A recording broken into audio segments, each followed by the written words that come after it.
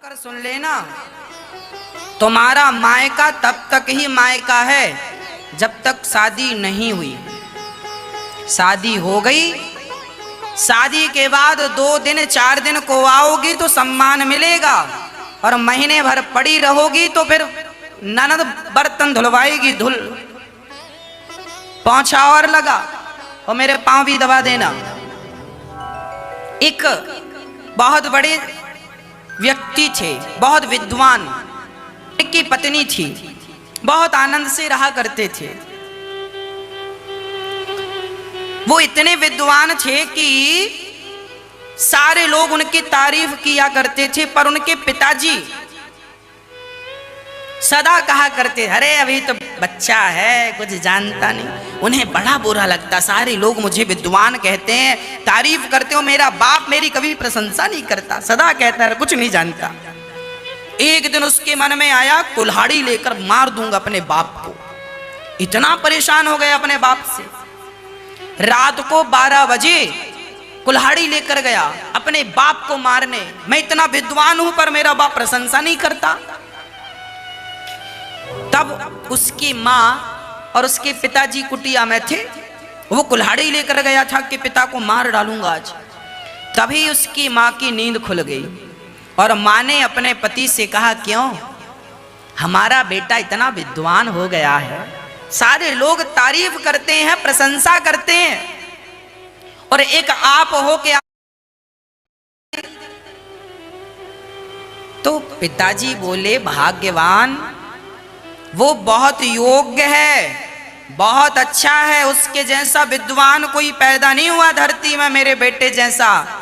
पर मैं उसके सामने इसलिए नहीं कहता, मैं कह दूंगा कि विद्वान है तो कहीं उसे अहंकार ना आ जाए, इसलिए मैं उसके सामने, उसके मुंह पे उसकी तारीफ, मैं उसके पीठ पीछे बड़ी तारीफ करता हूं, उसके मुंह पे नहीं करता, कहीं वो भटक ना जाए, बिगड़ ना जाए। माँ बाप को बच्चे के सामने उसकी ज्यादा तारीफ नहीं करनी चाहिए, यह भी एक सिद्धांत है। अब वो लड़का कुल्हाड़ी लिए खड़ा और सोचा, मेरे पिता मेरे बारे में ऐसा कह रहे हैं। अब तो वो कुल्हाड़ी छोड़कर तुरंत पिता के चरणों में पड़ गया। पिताजी माफ कर दो, आप इतने अच्छे हैं और मैं आपको गलत समझता रहा, मेरे से अपराध हो गया, मैंने अपने बाप को मारने का सोच लिया, ये भी एक अपराध है, मुझे दंड मिलना चाहिए, पिताजी मुझे दंड दीजिए, बोलिए मुझे क्या दंड देना चाहते हैं। पिता ने कहा, बेटा कोई दंड नहीं, माफ किया ना पिताजी, दंड दीजिए। तो पिताजी ने कहा, सुनना, शास्त्रों की बात है और आपके मतलब की बात है। पिताजी ने कहा, सुनो बेटा, तुम्हें यदि दंड चाहिए तो ये बताओ, तुम्हारा सबसे ज्यादा सम्मान कौन करता है। उसने कहा, पिताजी मेरा सबसे ज्यादा सम्मान होता है ससुराल में। तो पिताजी ने कहा, ससुराल में तुम्हारा सम्मान होता है तो 6 महीने तक तुम ससुराल में रहो, यही तुम्हारे पापों का दंड है, यही सबसे बड़ा प्रायश्चित है। अब दोनों पति पत्नी चले ससुराल। अब सुनिएगा, जब ससुराल गए, ओ हो जीजा जी आए, जीजा जी आए, जीजा जी, ओ थाली लाओ, लोटा लाओ, पांव धो। जीजा जी के पांव वाँव, ससुर जी आए, ओ दामाद जी कैसे हैं, पांव वाँव पड़े, कैसे हैं, ठीक है, सब बढ़िया, कुशल मंगल, हाँ सब बढ़िया। ओ दामाद जी के लिए बढ़िया हलवा बनाना बादाम का, और देसी घी की पूड़ी बनाना, डालडा वालडा न डालना, और बढ़िया खातिरदारी। अब दामाद जी भी बड़े प्रसन्न और ससुराल और जीजा जी के चरण धोए जा रहे हैं और हलवा पूड़ी खवाया जा रहा है। पहले दिन हलवा पूड़ी, दूसरा दिन रोटी सब्जी,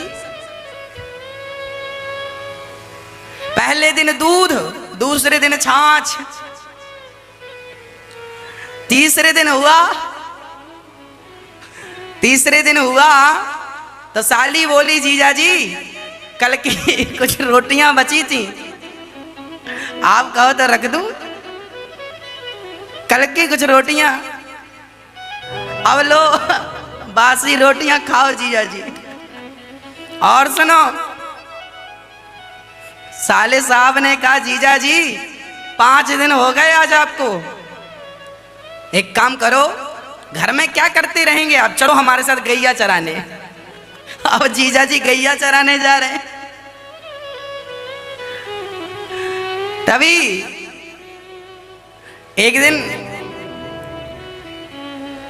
साली ने कहा जीजा जी बहुत सारा गोबर पड़ा हो, कोई नहीं है घर में, आज हम थोड़ा जा रहे हैं काम से, घर में गोबर साफ कर लेना, गोबर कर लेना। लो भैया जितनी थी सब गोबर जीजा जी उठा रहे हैं। बड़ा सम्मान होता था, याद रखना, सम्मान भी तब तक होगा जब तुम कम दिनों के लिए आओगे, पड़े रहोगे तो अब गोबर और उठाओ। पर पिता ने कहा है 6 महीने गुजारना, और इनकी तवक्कल 10 दिन में ठिकाने लग गई। अब इनकी पत्नी बार बार कहे क्यों जी यहाँ गोबर करने पड़े हो, क्या घर में कमी है, सब बढ़िया चकाचक घर में है। अच्छा उसको पता नहीं था कि ये ससुराल में क्यों पड़े हैं, पत्नी को नहीं बताया था कि पिता ने कहा है कि तुम्हें ससुराल जाना है 6 महीने की। अब पत्नी बार बार कहे चलो चलो, नहीं है ससुराल अच्छी लग रही है। अरे ये क्या अच्छी लग रही है, महीने भर बाद तो आलम ये आया, साले सालियों ने कहा जीजा जी घर नहीं जाओगे। जीजा जी बोले ना अभी 5 महीने नहीं जाऊंगा। अब उनके घर में तू मैं चालू हो गई है, जीजा जी जा ही नहीं रहे। साला बोला न्यारे कर दो इनको, एक कमरा दे दो इनको। तो साली ने कहा कमरा कहां से दे दें, घर छोटा है, हमारा कमरा हम नहीं देंगे। तो कहा, बोले इनका सामान आंगन में रख दो। पत्नी को बड़ा बुरा लगे, पूरा दिन ससुराल के लोग उसकी बुराई करें, जीजा जी तो जा ही नहीं रहे हैं, घर जमाई बन के बैठे हैं, और क्या क्या ना कहा, पर वो आदमी सुनता रहा सब, क्योंकि पिता ने कहा है 6 महीने गुजारना। जहां सम्मान की अपेक्षा थी, जहां आपको लगता था यहां सबसे ज्यादा सम्मान मिलेगा, याद रखना, कहते हैं ना दूर के ढोल सुहावने लगते हैं, दूर से सब अच्छा लगता है, जाकर पास में देखो तो पता चलता है क्या सही है। मेरी मां कोई सम्मान नहीं हुआ, पत्नी भी उदास, क्या हो गया है, घर जमाई बन के पड़े हैं, जबकि विद्वान हैं। एक दिन उनके पति श्लोक लिख, वो इतने विद्वान थे, श्लोक बनाया करते थे, श्लोक लिख रहे थे। पत्नी ने कहा क्या कर रहे हो, बोले भाग्यवान श्लोक बना रहा हूं। अच्छा श्लोक बना रहे हैं, मत बनाओ, इन श्लोकों का कोई अर्थ नहीं है, इसकी कोई कीमत नहीं है। उन्होंने कहा देवी ऐसा ना कहो, मेरा एक श्लोक 1 लाख रुपए का है। अच्छा विश्वास ना हो तो ले बेच कर आ जा। पत्नी बेचने गई श्लोक, बाजार लगी, सबने सामान रखा बेचने के लिए, इसने अपना भोजपत्र में श्लोक रखा। अब सब आए, पूछे ये क्या है, बोले श्लोक, बोले कीमत 1 लाख। सारा सामान बिक गया बाजार का, पर श्लोक का कोई ग्राहक नहीं आया। तभी राजा आया, और राजा का नियम था बाजार में जो सामान नहीं बिकता था उससे राजा खरीद लेता था। राजा ने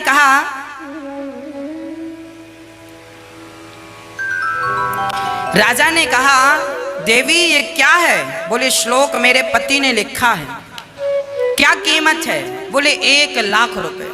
अब राजा दंग रह गए, 1 लाख स्वर्ण मुद्राएं। पर राजा वचनबद्ध था कि जो सामान नहीं बिकेगा वो खरीदेगा, नहीं खरीदता तो राजा की थू-थू हो जाएगी समाज में। राजा ने खरीद लिया। जब राजा ने खरीदा तो उसे बढ़िया कांच पे मढ़वा करके और अपने सिंहासन के पीछे की तरफ 1 लाख का सबको बताया, भाई हम ऐसे राजा हैं 1 लाख का श्लोक भी खरीद लेते हैं। खरीदा, लगवाया, और वो लड़की सामान भर के 1 लाख स्वर्ण मुद्राएं गाड़ी में भर के गई। अब पति ने कहा आ गई? हाँ। 1 लाख पैसे लाई हो? हाँ। अब जब ससुराल वाले ने साली ने देखा जीजा के पास तो 1 लाख रुपए आ गए, फिर हलवा पूड़ी से शुरू, फिर हलवा पूड़ी लाओ, भैंस मत चराओ, गैया ला, हम चराएंगे। साला बोला हम चराएंगे गैया, गोबर आप मत उठाओ, हम उठाएंगे। अब पैसे आ गए, अब पैसा, जमाना पैसे का संगी है, जमाना पैसे का साथी है, ये तो केवल बातें हैं। हाँ, इसलिए अब उनकी बड़ी खातिरदारी होने, फिर सम्मान, पैसा है तो सम्मान और खूब आनंद। जिस राजा ने वो 1 लाख का श्लोक खरीदा, उसके बेटे ने सोचा कि मेरा बाप तो मुझे राज्य देता नहीं, इसे मार दूं और राज हड़प लूं। उसका बेटा चला, तभी उस बेटे की नजर इस श्लोक पे पड़ गई जो 1 लाख का था। उस श्लोक में लिखा था, सहसा विदिदिम तन क्रियाम अविवेक परमाम परमा पदाम पदम। कहने का उस श्लोक का यह अर्थ था कि अपना धैर्य, अपना साहस, अपना पराक्रम कभी नहीं छोड़ना चाहिए। अपनी ईमानदारी, अपनी सहजता, अपनी सरलता कभी नहीं छोड़नी चाहिए। अपनी सत्यता कभी नहीं छोड़नी चाहिए। जब बेटे ने देखा इस श्लोक में लिखा है अपना सत्य, अपना धर्म नहीं छोड़ना चाहिए, उसके अंदर गिलानी हुई, मैं अपने बाप की हत्या करने जा रहा हूं, ये तो बड़ा पाप है। तुरंत उसने तलवार गिराई, और तलवार गिराई तो पिता की नींद खुली। पिता ने आकर कहा, बेटा ये तलवार आधी रात को लिए क्यों खड़े हो? उस बेटे ने कहा, पिताजी सच बताऊं, आज मैं आपकी हत्या करना चाहता था, पर मेरी नजर इस श्लोक में पड़ गई। इस श्लोक में जो ज्ञान है वो मेरी समझ में आ गया और मैंने आपको छोड़ दिया। मेरा हृदय परिवर्तन हो गया, परिवर्तित हो गया। तब पिता ने समझ लिया कि 1 लाख रुपए में मैंने श्लोक खरीदा था, घाटे का सौदा नहीं है। 1 लाख के श्लोक ने मेरे प्राणों की रक्षा कर ली। आज तुरंत राजा ने उस श्लोक को लिखने वाले को बुलाया और उसका सम्मान किया, बहुत सारा धन धान्य दिया। राजा ने अपने बेटे का राज्य तिलक किया और इस प्रकार वो लोग अपने घर 6 महीने के बाद वापस चले गए। कहने का अर्थ यह है, इस पूरी कथा का तात्पर्य यही है, आप गलत फहमी में जी रहे, आपकी पूरी गलत फहमी है। आपको लगता है ये मेरा सम्मान कर रहा है, आपको लगता है जो लोग आपका सम्मान कर रहे हैं 2-4 घंटे उनके पास बैठे रहना जरा। राष्ट्रपति हमें गोल्ड मेडल दें, हैं? राष्ट्रपति हमारा सम्मान करें और हम अब राष्ट्रपति जी के पास ही बैठे रहें कि भाई इन्होंने तो हमारा सम्मान किया है, बैठे रहें। थोड़ी देर बाद तो राष्ट्रपति जी बिठा लेंगे, अब जहां वो जाए तुम भी वहीं जाओ, फिर सुरक्षा कर्मी उठा के चल बाहर, तेरा काम हो गया, सम्मान मिलेगा, जा सम्मान लेकर। कोई किसी का सम्मान नहीं करता मेरी माँ, यही तो भ्रम है संसार के लोगों का। कोई किसी का अपमान भी नहीं करता, ये सब भ्रम में, सारी जिंदगी लोग भ्रम में जीते हैं। आपको लगता है ये सम्मान कर रहा है, या कोई सम्मान नहीं है, कोई अपमान नहीं है, केवल भ्रम है, केवल भ्रम। यही भ्रम मिटाने के लिए बिहारी जी ने मुझे भेजा है, जाओ कथा सुना सुना कर इनका भ्रम मिटाओ। आप सम्मान अपमान से ऊपर उठकर परमात्मा को याद करें। इस धरती पे ना सम्मान पाने आए हैं ना अपमान देखने आए हैं, केवल भगवान का भजन करने आए हैं।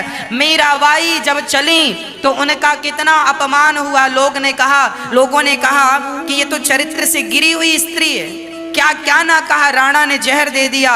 मीरा ने ना सम्मान करने वालों पर ध्यान दिया ना अपमान करने वालों पे। बस मेरे तो गिरधर गोपाल दूसरो ना कोई, इस लक्ष्य को लेकर चली तो अंत में भगवान तक पहुंच गई। और हम लोग लक्ष्य लेकर चलते जरूर हैं पर लोगों के कहने पर उलझ जाते हैं। प्रशंसा किसी ने कर दी तो जय जय, और आलोचना किसी ने कर दी तो रुक रुक बताते हैं। ये झंझटों में हम उलझ जाते हैं।